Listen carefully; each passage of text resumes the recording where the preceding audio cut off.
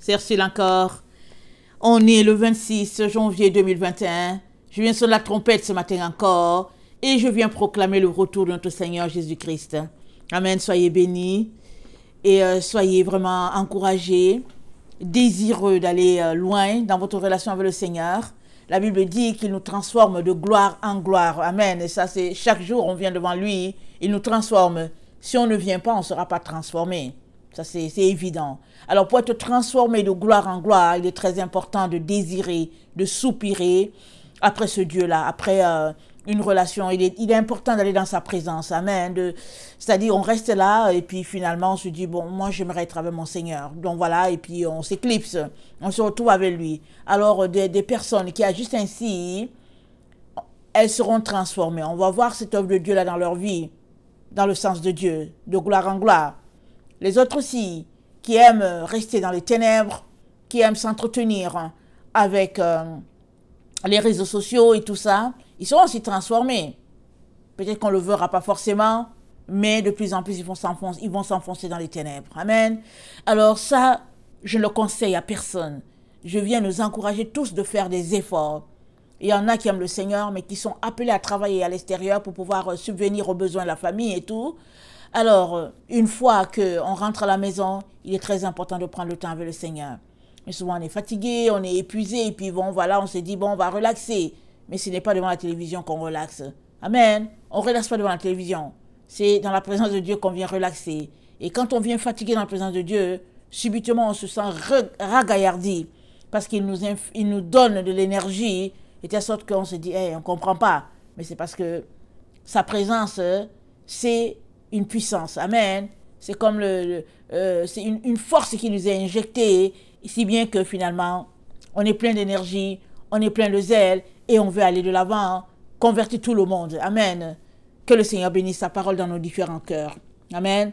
Alors aujourd'hui, je viens apporter une vidéo. Je me rends compte que je l'ai préparée depuis le 22, c'est-à-dire ça fait 4 jours que je l'ai préparée. Amen. Alors je prie tout simplement que, en tout cas, je puisse le livrer. J'ai l'impression que je vais le livrer en 2 parties. J'ai l'impression, mais on va voir. Amen. Alors, je parle aujourd'hui de avant l'enlèvement, la marque de la bête sera proposée à tous. Amen. Avant l'enlèvement, la marque de la bête, elle nous sera proposée. Est-ce que tous l'accepteront? Ça, c'est une autre chose. Mais avant qu'il y ait un enlèvement, avant qu'il y ait un groupe qui soit mis de côté, avant qu'il y ait un groupe qui soit transformé, amen, un groupe dont le corps mortel soit transformé en un corps immortel, avant que ce phénomène-là se passe, la marque de la bête sera proposée à tout un chacun, à tout être humain vivant sur cette terre. On va lire Apocalypse 3, le verset 10, ça dit ceci. Apocalypse 3, le verset 10. Parce que tu as gardé la parole de la persévérance en moi, je te garderai aussi à l'heure de la tentation qui va venir sur le monde entier pour éprouver les habitants de la terre. La tentation vient sur le monde entier pour éprouver les habitants de la terre. Alors on ne va pas y échapper. Alors, ne restons pas là se disant que bon, on ne va pas faire partie, qu'il va venir avant. Il y a beaucoup... écoutez, on nous a enseigné ça avant. En tout cas, quand j'ai quitté mon Cameroun, quand j'ai quitté le Cameroun pour venir ici, amen, je suis arrivé ici, en Occident, pour apprendre que on sera enlevé avant le signe de la bête. C'est ça que moi j'ai entendu. Mais quand j'étais petite, l'enseignement que j'ai reçu, je me rappelle bien, j'avais 9 ans, je me rappelle bien de la maison qu'on occupait.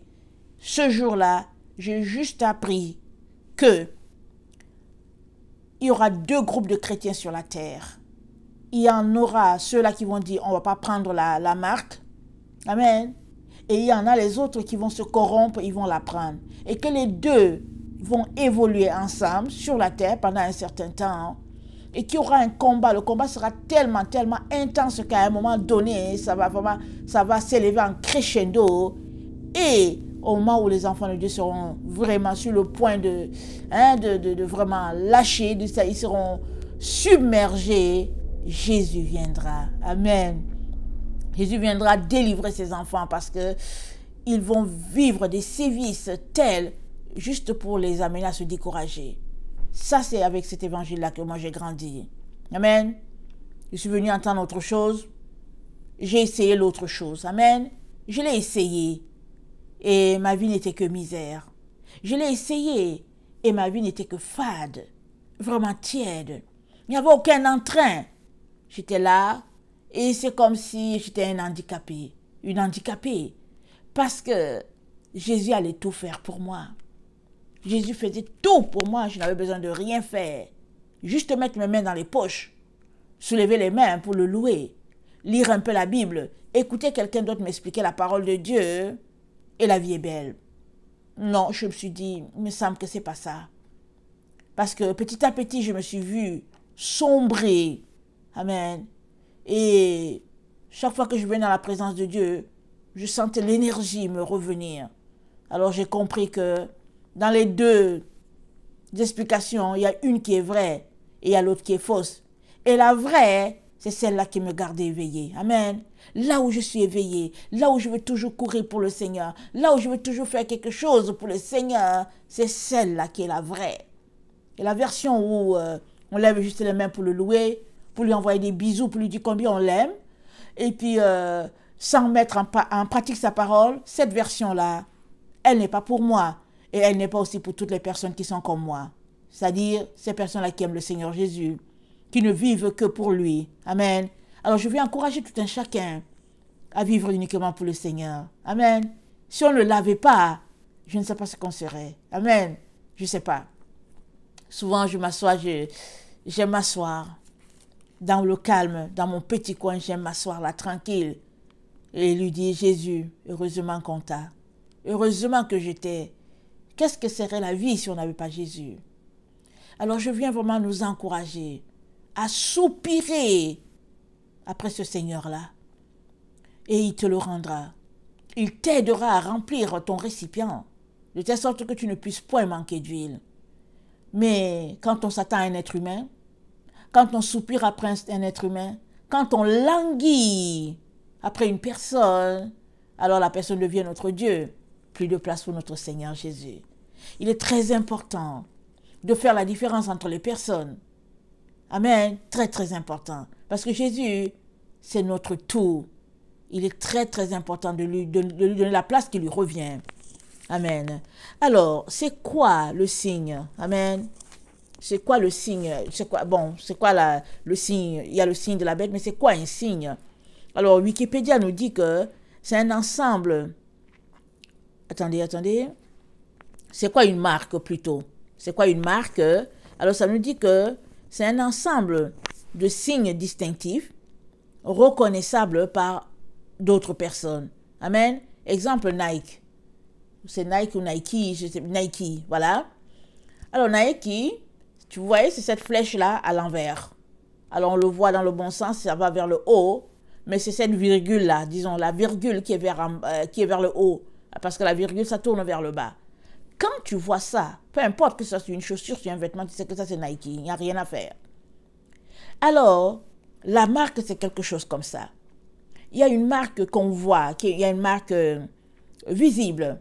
Jésus-Christ a dit dans Jean 13, le verset 35, je ne vais pas le lire, il a dit, Jean 13, le verset 35, il a dit, si vous avez de l'amour les uns pour les autres, c'est en ce sens-là que les gens reconnaîtront que vous êtes mes disciples. Si vous avez de l'amour les uns pour les autres vont reconnaître que vous êtes mes disciples. Là, c'est un signe visible. Les gens les regardent, ils disent, waouh, qu'est-ce qu'ils s'aiment donc? Vraiment, et tout, en tout cas, on aimerait vraiment. Ça, c'est le signe des enfants de Dieu. Un signe visible, mais aussi des signes non visibles. Deutéronome 6 nous en parle, le verset 5 à 8. Deutéronome 6, c'est un signe non visible. Alors, on va le lire. Deutéronome 6. Le verset 5 à 8, ça dit ceci.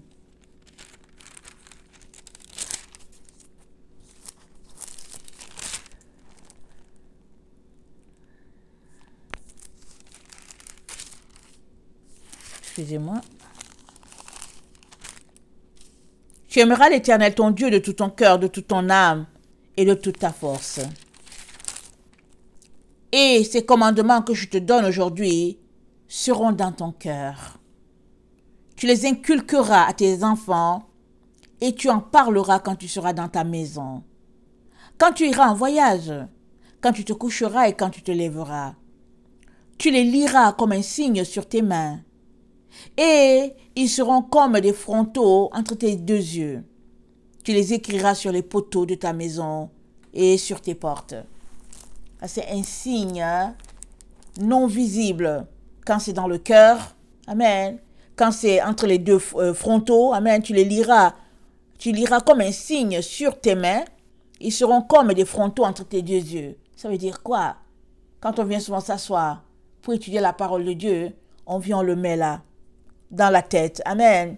Quand on est jeune, on n'a pas de problème à réciter les versets. Amen. On les apprend par cœur et puis bon voilà, et on apprend nos leçons. Mais quand on est quelqu'un qui a mon âge, 50 ans passés, alors je peux vous dire que c'est pas évident de s'asseoir pour réciter les versets. Mais c'est une bonne pratique, c'est un bon exercice. Je fais ça souvent, pour pouvoir enregistrer mes psaumes. Parce que c'est pas tout le temps que on peut être à un endroit là où il y a la Bible. Amen. Souvent on sort et la Bible n'est pas là.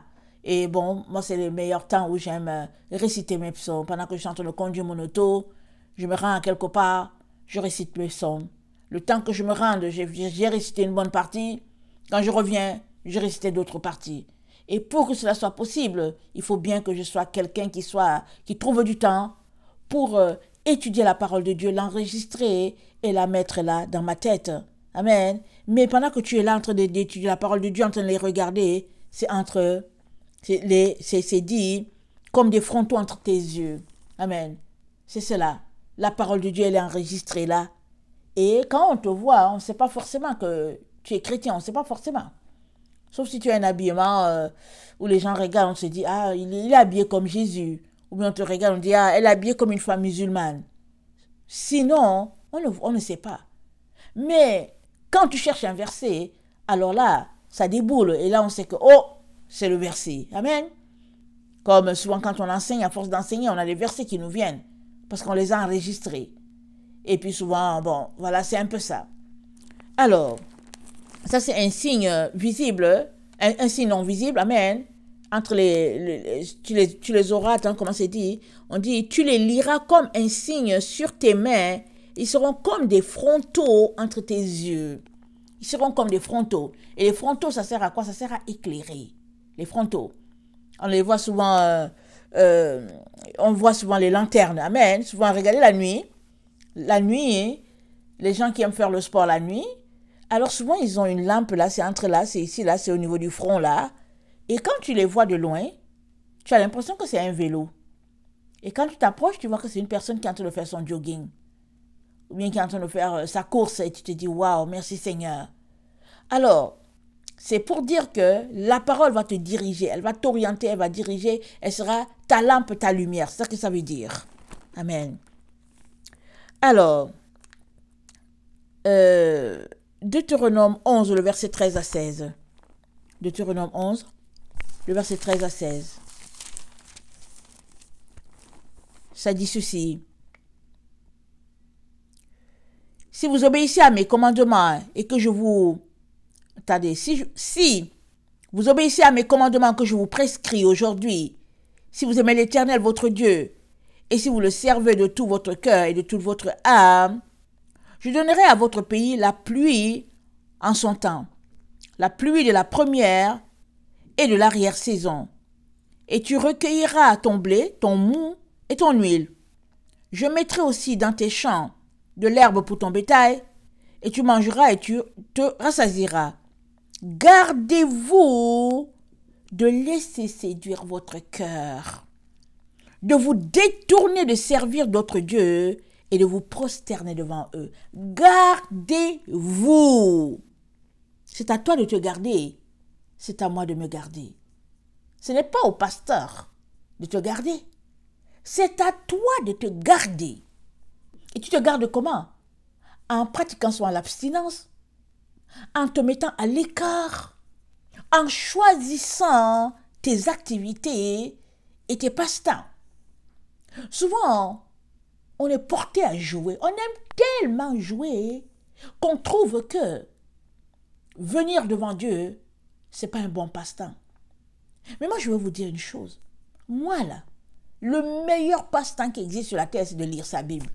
Ça, c'est le meilleur passe-temps. Je me dis, mais comment les gens font pour ne pas trouver que ça, c'est la meilleure chose, la meilleure nourriture qui existe. Pendant que tu es là-dedans, non seulement tu ne vois pas le temps passer, mais c'est tellement bon que tu ne veux pas arrêter. Mais tu es appelé à arrêter parce qu'il faut que tu ailles faire la cuisine, que tu ailles passer le balai et puis tout ça. Ça, c'est le meilleur passe-temps. Je me demande comment bien les gens s'asseyent devant la télévision pour regarder des matchs de tennis, de hockey. Ça dit, s'assoient devant la télévision pour regarder les autres vivre leur vie. Tu t'arrêtes, tu te dis, ce à ne rien comprendre. On ne comprend pas.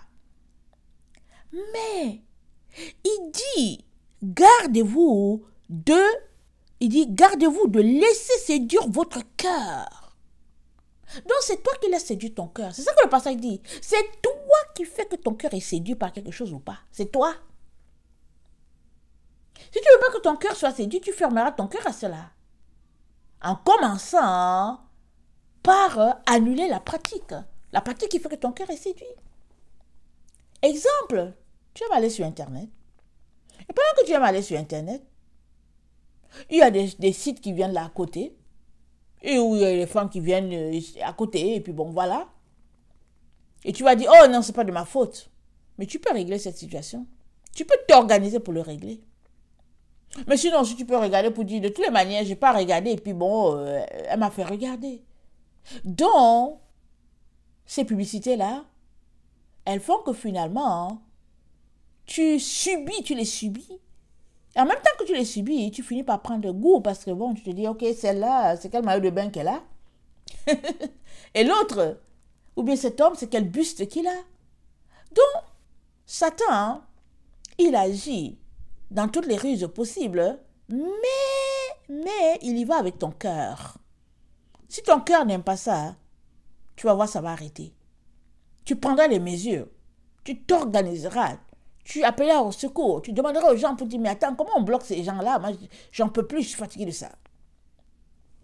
Alors, il dit, gardez-vous de laisser séduire votre cœur. On a la responsabilité. Amen.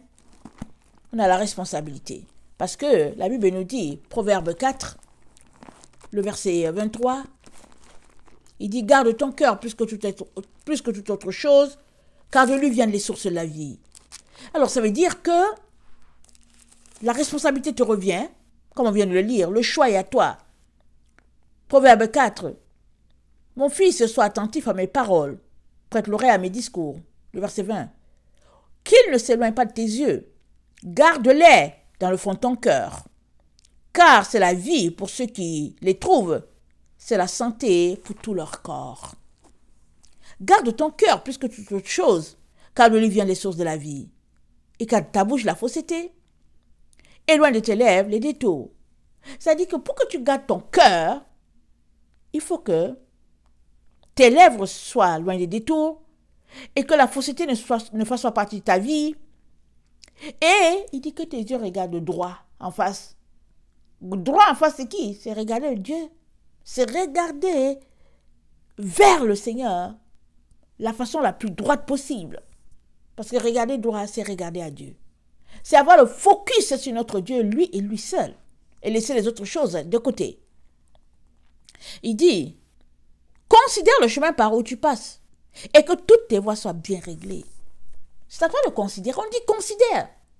Ce qui est spécial, c'est que quand on marche avec le Seigneur, on a l'impression qu'on subit des choses. Alors que, quand tu marches là, suppose que tu es en train de prendre une marche ou bien tu es avec ton auto.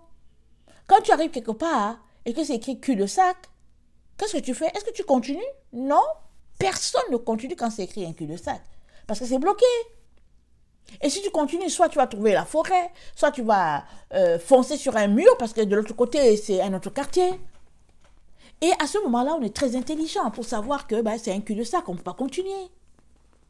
Mais subitement, quand c'est un cul-de-sac avec Dieu, on veut quand même continuer. On continue et puis on se dit que Dieu va comprendre, que finalement ça va finir par déboucher.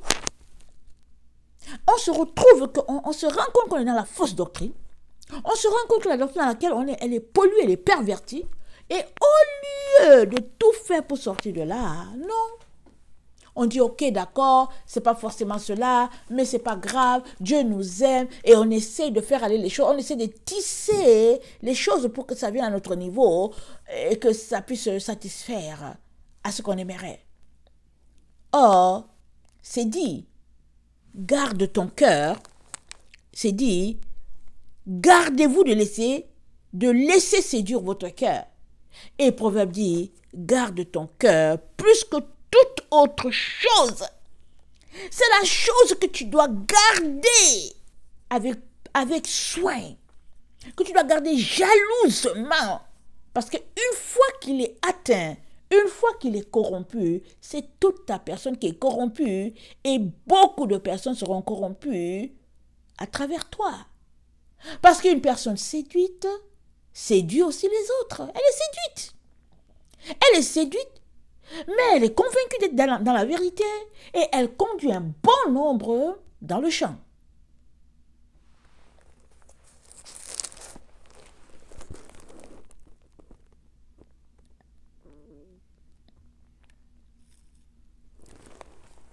Proverbe 11. Attends, non, Deutéronome 11, pardon.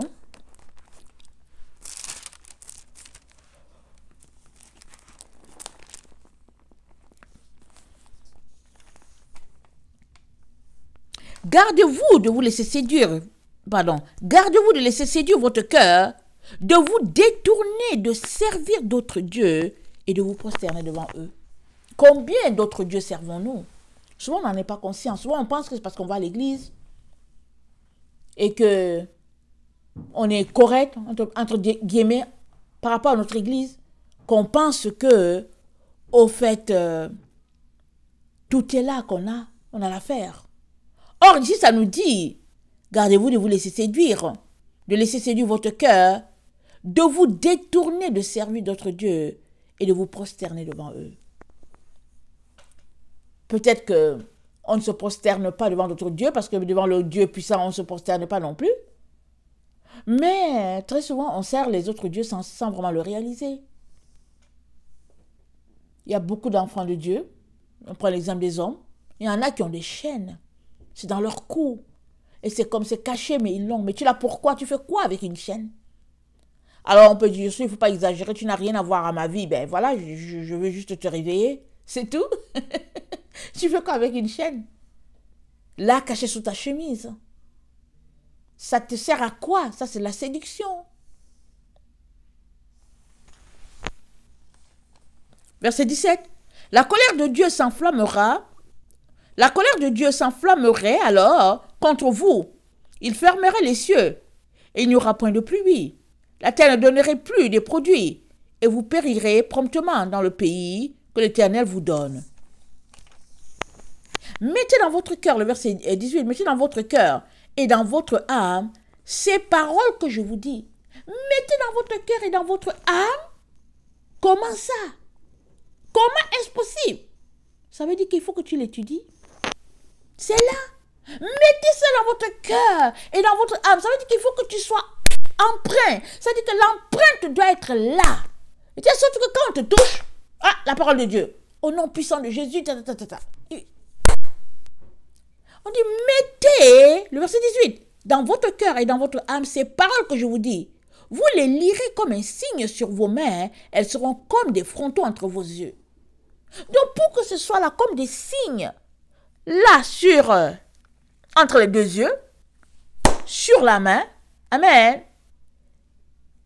pour que ce soit ainsi, il faut que ces paroles soient comme des marques indélébiles dans notre cœur et dans notre âme. Notre cœur et notre âme doivent être gravés de la parole de Dieu.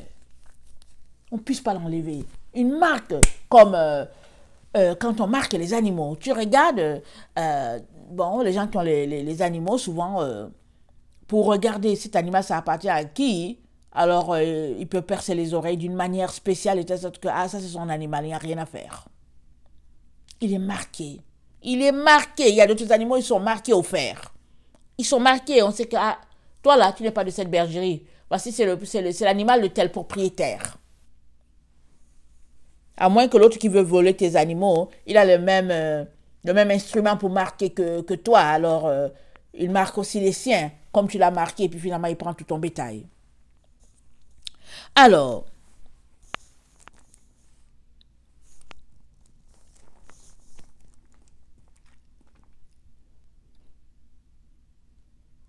le verset 26. Vois, je mets aujourd'hui devant vous, la bénédiction et la malédiction. La bénédiction si vous obéissez au commandement de l'Éternel, votre Dieu, que je vous prescris en ce jour. La malédiction si vous n'obéissez pas au commandement de l'Éternel, votre Dieu. Écoute bien, la bénédiction si vous obéissez et la malédiction si vous n'obéissez pas au commandement de l'Éternel, votre Dieu. Et si vous vous détournez de la voie que je vous prescris en ce jour pour aller vers d'autres dieux. Alors, la marque de Dieu, c'est-à-dire que notre obéissance est étroitement liée au fait qu'on a la marque de Dieu sur notre front ou pas. Amen. Notre obéissance à la parole de Dieu fait que nous serons marqués. Et nous sommes marqués par quoi? C'est la parole de Dieu qui nous marque. Parce qu'on trouve du temps pour étudier la parole de Dieu. On l'inscrit dans notre âme, on l'inscrit dans notre cœur. Et ça devient une marque, une empreinte qu'on ne peut pas enlever. Amen.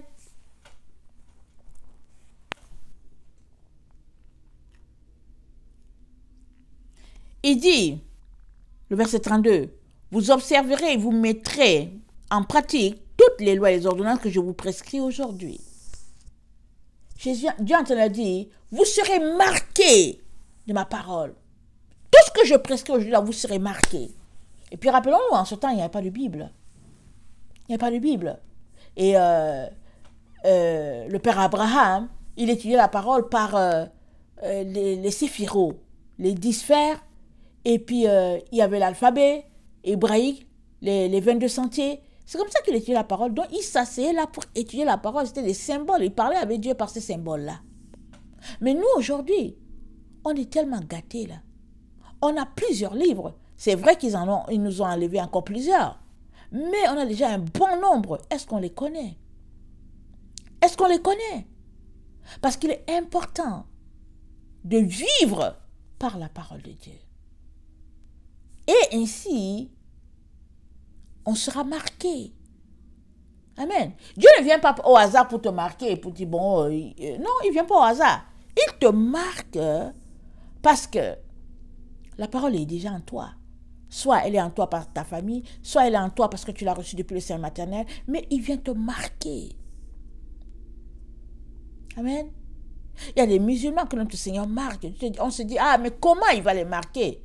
Mais ils sont des musulmans, ils cherchent le Seigneur, ils sont perdus, et un jour, ils rencontrent Jésus.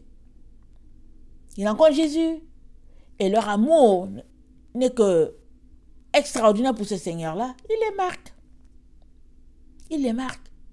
Alors, pour être marqué, il faut que tu aies un amour pour le Seigneur.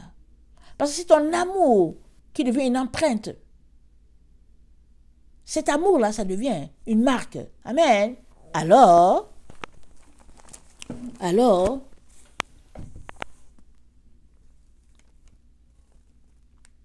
ça dit, il y en a ceux qui sont marqués par Dieu, et il y en a qui ne sont pas marqués. Ou bien, disons-le, il y en a qui sont marqués par Dieu, et il y en a qui sont marqués pour Satan. Il y en a qui sont marqués pour Dieu, il y en a qui sont marqués pour Satan. Alors, si donc, les enfants de Dieu sont marqués par la parole qui est indélébile en eux, ça veut dire que les autres là, qui sont marqués pour Satan, ils n'ont pas la parole. En tout cas, ils n'ont pas la parole de Dieu. Et puis s'ils ont une parole, on ne sait pas c'est pour qui. Parce que ils ne seront pas marqués. Apocalypse 7, le verset 3 à 4, on le connaît.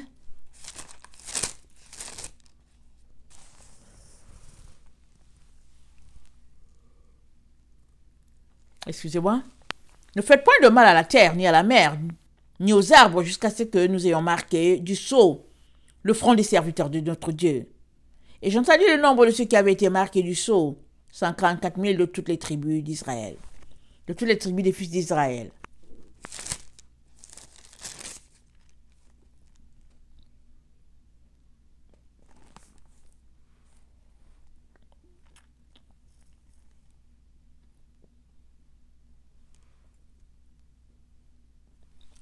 Attendez, je cherche quelque chose.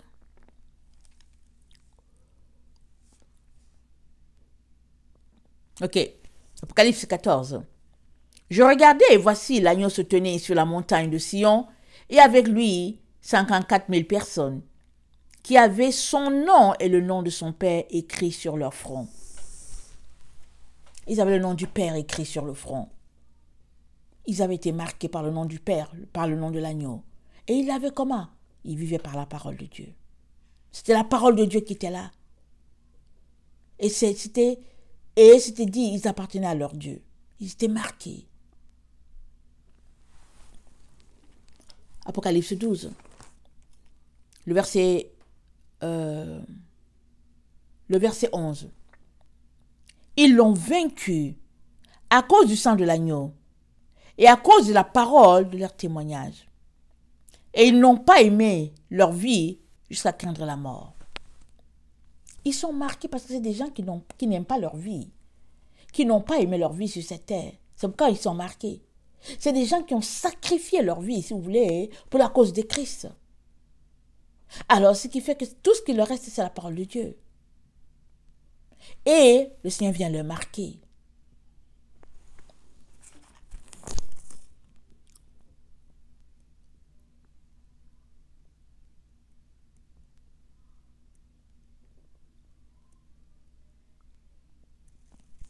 Ézéchiel 9, le verset 1 à 11.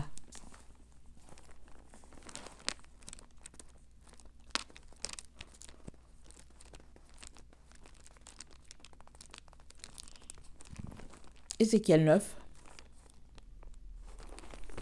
le verset 1 à 11. Puis il cria d'une voix forte à mes oreilles, « Approchez, vous qui devez châtier la ville, chacun son instrument de destruction à la main. Et voici 10 hommes, et voici 6 hommes, arrivèrent par le chemin de la porte supérieure du côté du septentrion. Chacun son instrument de destruction à la main. Il y avait au milieu des deux un homme vêtu de lin, et portant une écritoire à la ceinture. Il vient se placer près de l'autel d'airain.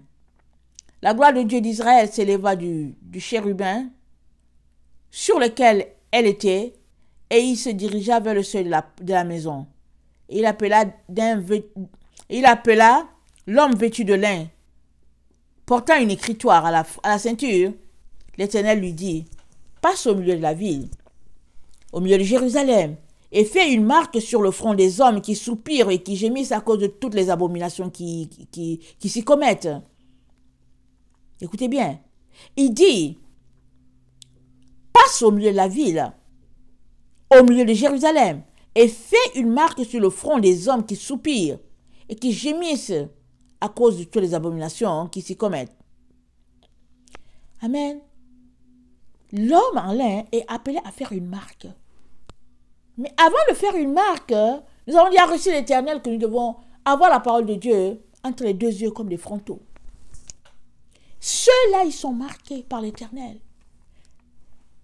Si la parole de Dieu a été trouvée sur leurs mains, c'est-à-dire les gens qui font la parole, la Bible dit dans Jacques, il dit, ne soyez pas ceux qui écoutent la parole, mais mettez la parole en pratique. Alors pour mettre quelque chose en pratique, c'est avec les mains qu'on utilise. C'est les mains. Amen. Le symbole des mains, c'est pour dire que tu mets la chose en action. Quand on dit mon bras droit, amen. C'est la personne sur qui tu comptes. Amen. Le Seigneur dit, il n'y avait personne. J'ai cherché à une personne. Mon bras droit m'est venu au secours. Il parle ici du soutien. Amen. Qu'il a de la part de quelqu'un. Amen. Alors, donc Dieu dit, il dit à l'homme en lin, il dit, écoutez, ceux-là qui soupirent là, sur les péchés, marquez-les. Je ne sais pas quelle est ton attitude, toi, par rapport à tout ce qui se passe sur la terre. Est-ce que tu es quelqu'un qui te vautre dans le péché et qui te dit, je n'ai rien à y voir, je cherche juste mon argent? Ou bien tu es quelqu'un qui vient t'asseoir pour prier pour les uns et les autres pour dire, Seigneur, ça ne peut pas continuer comme ça? Alors, si tu fais partie de ces personnes qui viennent prier et qui disent, Seigneur, Seigneur, ça ne peut pas continuer comme ça, sache que le Seigneur t'a déjà marqué ou bien te marquera. Sache-le. On ne peut pas continuer de mener une vie comme on l'entend, tout en disant qu'on est enfant de Dieu. On est appelé tout simplement à s'aligner. Amen. Alors, ceux-là qui soupirent, ceux-là qui ont à cœur l'œuvre de Dieu, qui sont connectés avec notre Seigneur à son appel, ceux-là, ils sont marqués. Alors, vous vous rappelez, il y avait une vidéo que j'avais faite où le Seigneur disait que le président Donald Trump, c'était son choix. Et il y avait beaucoup d'enfants de Dieu qui passaient leur temps à insulter le président Donald Trump avec les journalistes. Ils s'associaient aux journalistes pour l'insulter. Et le Seigneur m'a dit, il va mettre un message en ligne. Parce que c'est très très important que ceux-là qui sont avec moi puissent soutenir la personne que moi j'ai appelée. Ce n'est pas possible que mes enfants soient du côté de l'ennemi. Et j'ai apporté le message. Et un jour, alors que je priais dans la même période, j'ai juste vu que tous ceux-là finalement qui se sont détournés de la voie du monde, de ceux-là qui sont détournés de tout ce que les journalistes disaient et qui ont opté de prier pour le président Donald Trump, amen. Dans ce temps-là, le Seigneur m'a dit, je vais faire un miracle pour eux. Il dit, pendant qu'ils se sont ressaisis, qu'ils se sont repentis d'insulter quelqu'un qui est innocent, il dit, pendant ils sont en train de faire ça, je suis en train d'arracher leur âme des ténèbres pour eux les connecter à la lumière. Regardez, il parle d'un président, d'un être humain, amen, d'une situation donnée, que toi peut-être tu te dis que c'est pas grave, personne ne t'a vu, mais Dieu, il te voit et puis te dit, parce que tu as fait ça, il va t'arracher des ténèbres, c'est-à-dire qu'il va te marquer de son sceau. C'est ça qu'il est en train de dire. Mais si, pendant que les gens pêchent tu aussi là-dedans, alors c'est just too bad. C'est décevant. Alors ici, c'est souvent un peu comme un peu mitigé parce que c'est une affaire de président Trump et puis tout ça. Mais c'est pareil avec toute chose. Si Dieu te dit, je n'aimerais pas que tu ailles dans telle direction, mais que tu y vas, alors tu viens t'opposer à Dieu. Alors ne sois pas étonné que petit à petit les démons t'entraînent très loin de sa présence et que finalement tu finis séparé de la gloire. Il est très important, mes chers frères et chères sœurs, il est très très important qu'on puisse s'organiser pour être marqué. Dieu, il ne veut que marquer tout un chacun, il ne veut que marquer ses enfants. Mais est-ce que toi tu le veux? Amen, est-ce que tu le veux? Le verset 6 dit, dans Ézéchiel 9, il dit, tuez, détruisez les vieillards, les jeunes hommes, les vierges, les enfants et les femmes, mais n'approchez pas de quiconque aura sur lui la marque. Commencez par mon sanctuaire. Ne vous approchez pas de ceux-là qui ont la marque. Et c'est la même consigne. Ceux-là qui vont se retrouver à prendre la marque de la bête dans le temps où nous sommes, ceux-là, les fléaux vont s'abattre sur la terre et puis ils prendront un coup. Mais les autres qui ont dit non, nous on va vivre sur la parole, j'ai la foi. Moi je préfère exercer ma foi. Et ceux-là, ils sont marqués de la parole de Dieu. Sur entre les frontaux, sur leurs mains, c'est la parole de Dieu qui est là. Ils disent que non, nous on va marcher par la parole de Dieu. Alors, ils ne seront pas détruits. Amen. Ils ne seront pas détruits. Alors, voilà pourquoi le Seigneur nous encourage, jour après jour, à ne pas négliger sa parole. Il nous encourage.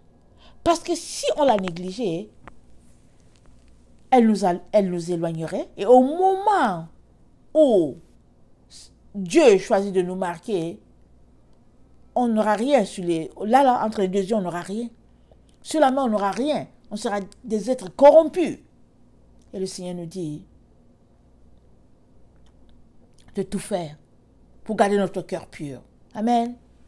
Afin de bénéficier de ces grâces.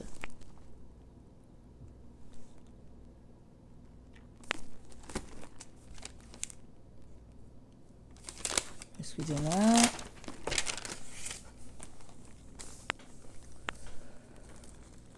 La marque sur le front, c'est le symbole de notre amour pour Dieu. Amen. Parce que c'est les versets, c'est la parole de Dieu.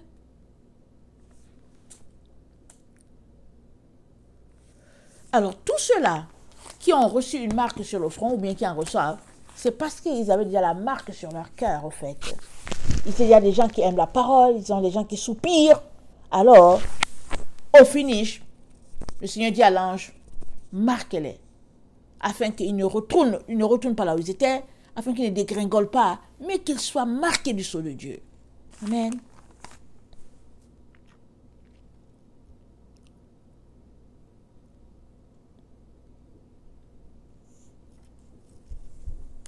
Jean 8, le verset 44.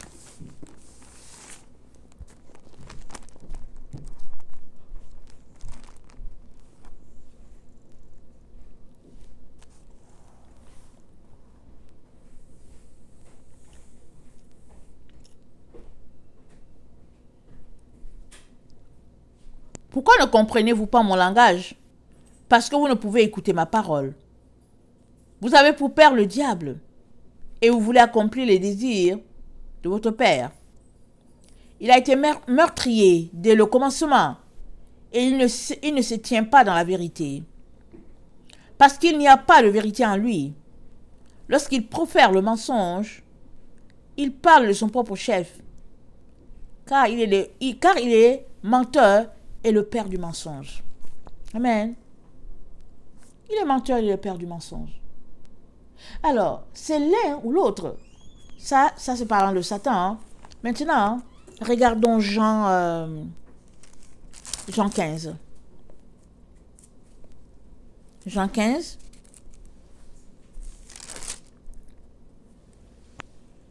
Le verset 25. Quand sera venu le consolateur que je vous enverrai de la part du Père, l'esprit de vérité qui vient du Père, il rendra témoignage de moi. Et vous aussi, vous rendrez témoignage de moi parce que vous êtes avec moi dès le commencement. Mais cela est arrivé pour que s'accomplisse la parole qui a été écrite dans la loi. Ils m'ont haï sans cause. Quand sera venu le consolateur que je vous enverrai de la part du Père, l'esprit de vérité, amen.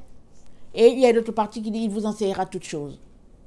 Donc l'esprit de vérité se retrouve avec ceux-là qui aiment la parole de Dieu, qui obéissent au commandement de Dieu, et l'esprit de mensonge se retrouve avec les autres là qui n'aiment pas la parole de Dieu et qui aiment les séductions de ce monde. C'est pas compliqué. Amen. Alors si tu marches selon le Seigneur, il te dit, l'esprit de vérité, il sera dans ton cœur et il t'enseignera toutes choses. Et si tu marches dans le mensonge, l'esprit de mensonge, l'esprit de Satan, il est avec toi. Quand bien même tu as beau dire, tu es chrétien, tu es ceci, tu es cela, l'esprit de vérité est accroché à toi. L'esprit de mensonge, quand bien même tu aimes le Seigneur, voilà, quand bien tu aimes le Seigneur, et puis tu fais des activités et tout, si tu n'obéis pas à sa parole, l'esprit de mensonge est en toi. Il est là à quelque part parce que ton cœur n'aime pas la vérité. Ton cœur n'aime pas la vérité. Les autres ne le voient pas, mais le Père le sait. C'est pour cela qu'il dit, dans 2 Thessaloniciens 2, il dit parce qu'ils n'ont pas aimé la vérité qui les aurait sauvés, alors Dieu leur envoie une puissance d'égarement. Alors la vérité, c'est pas que tu aimes 10% la vérité et puis le 90% tu laisses, ou bien tu aimes 95% la vérité et puis le 5%. Le 5% que tu laisses là de mensonge dans ta vie là, le 5% là, ce sont des ténèbres. Et ces 5% de ténèbres vont te conduire dans la séduction. Amen. Et tu seras emporté par l'esprit d'égarement.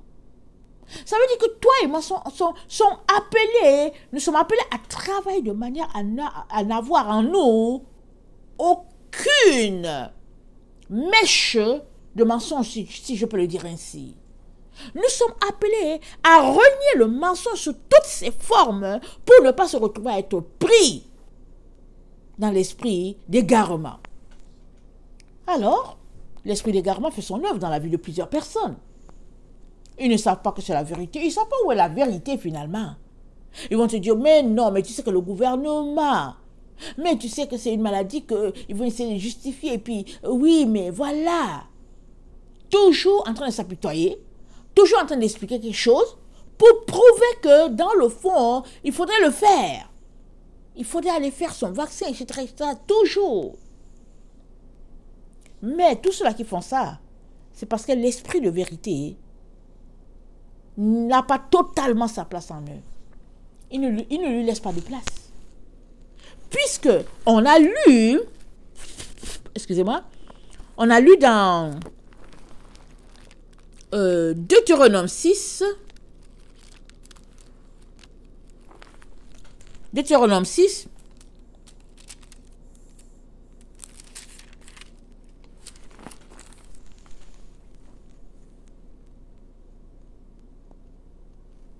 attendez, je ne sais même pas où est mon passage. Ah, c'est 11. On a lu dans Deutéronome 11, le verset 16. Gardez-vous de laisser séduire votre cœur, de vous détourner de servir d'autres dieux et de vous prosterner devant eux. Gardez-vous. C'est à toi de te garder. C'est à toi de faire le choix de mettre une distance avec cette situation-là. Je dis, oh non, non, non, attendez, je ne vois pas clair ici. Garde-toi. C'est très important. Mais si tu ne te gardes pas, tout autour de toi n'est que séduction et mensonge pour te conduire loin de Dieu.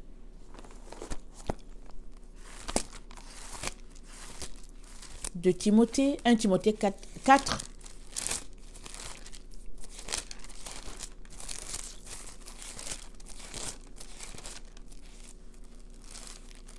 Timothée 4.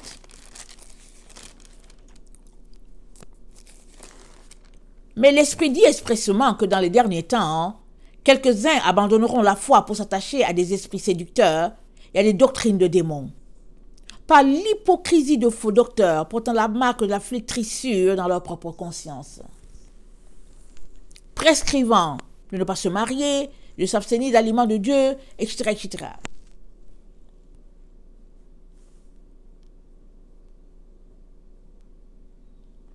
Dans les derniers, mais l'Esprit dit, dans les derniers temps, quelques-uns abandonneront la foi pour s'attacher aux esprits séducteurs.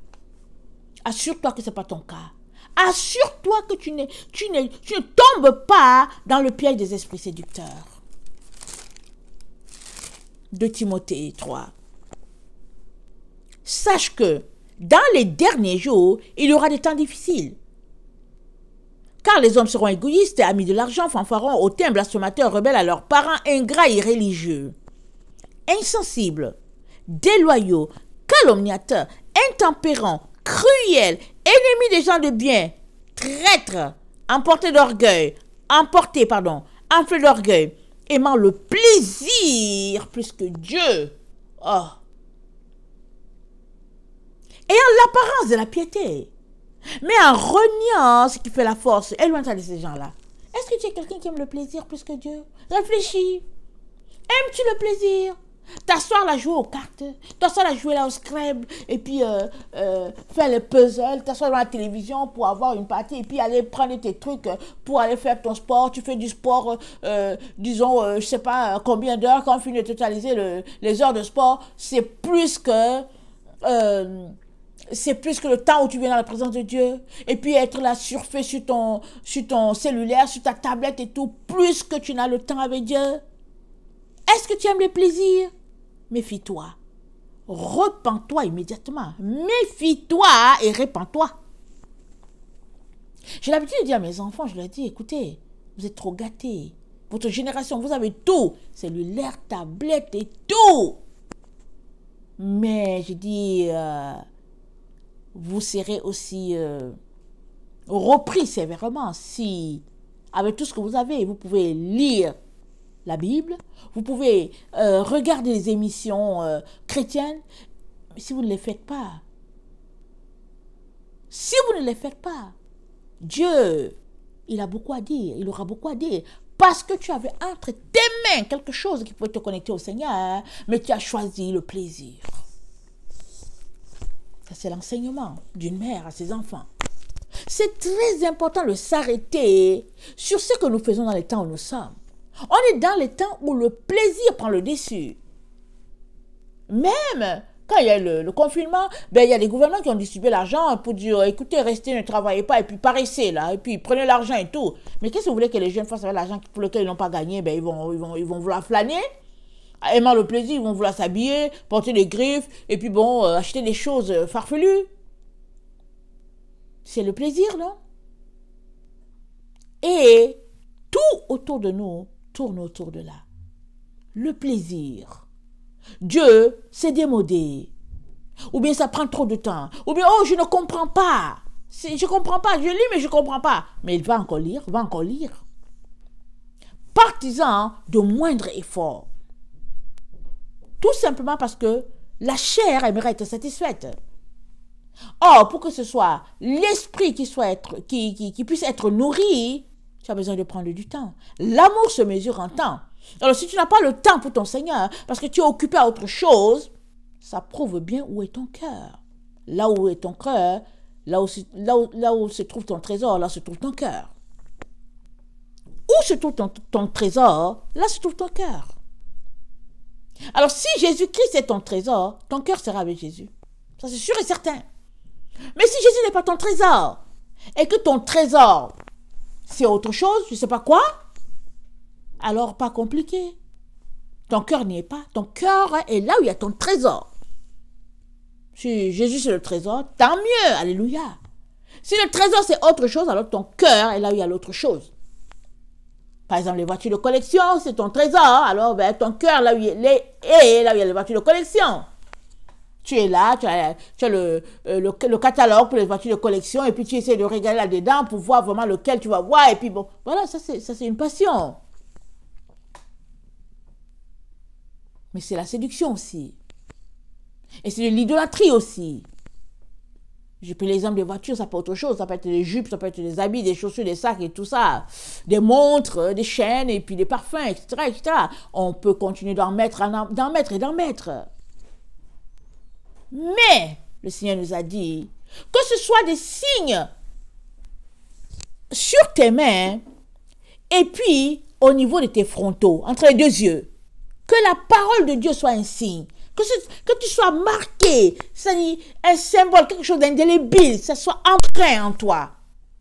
Et ça demande que tu choisisses de prendre du temps pour ton Dieu. Ce n'est pas quelqu'un qui va te le dire. Personne ne va te forcer. Et ne t'attends pas à ce que ce soit le pasteur ou bien l'évangéliste qui court après toi pour dire, mais est-ce que tu as fait tes devoirs? Non. La parole de Dieu et les 10 commandements sont là. Le Seigneur nous a donné les 10 commandements. Il l'a donné à tout le monde, il l'a donné aussi au pasteur, il l'a donné à tout le monde. Écoute, Israël, l'Éternel, ton Dieu, est le seul Dieu. Tu n'auras point d'autre Dieu devant ma face. C'est à toi de voir s'il y a un autre Dieu. C'est à toi de voir si manger, c'est un Dieu pour toi. Alors, si manger, c'est un Dieu pour toi, organise-toi pour régler ce problème de gourmandise. Organise-toi. Amen. Organise-toi. Alors, on va continuer dans l'autre vidéo parce que je me suis mise à enseigner. L'accent a été mis surtout sur la parole. Comment tu es appelé à l'imprimer sur ton cœur. Là, au niveau de la tête, il faut que tu l'étudies. Et je suis sûre que tu es capable de l'étudier. Moi, j'ai 50 ans passés, ok?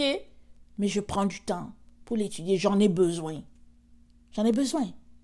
Je pars partout avec ma Bible. Partout où je passe, j'ai ma Bible. Mais à certains moments, on a tout simplement besoin de réciter la parole, c'est tout. Alors, pour apprendre le psaume, exemple 23, il n'est pas venu comme ça un matin. Je me suis assise pour l'apprendre. Pour apprendre les 10 commandements, ils ne sont pas venus comme ça. Tu t'assois, tu te mets à étudier les 10 commandements. Ça dit, ne rien faire, c'est paresser. Alors, bâtis ta vie autour de faire. Amen. Jacques a dit, Ne vous bornez pas à écouter la parole de Dieu. Ne te borne pas. Ne te concentre pas à l'écouter. Mets la parole en pratique. C'est pourquoi Deutéronome 6 nous parle de l'écrire au niveau de notre front et sur nos mains. Amen. Alors tu comprends pourquoi ceux-là qui ne l'ont pas fait, ils auront la marque et sur le front et sur la main. Ça veut dire quoi? Avoir la marque sur le front et sur la main. On va le voir à l'autre vidéo. Amen. Soyez bénis, que le nom de notre Dieu soit exalté dans vos différentes vies. Voilà, je vous aime beaucoup et Dieu davantage. Maranatha, Jésus revient.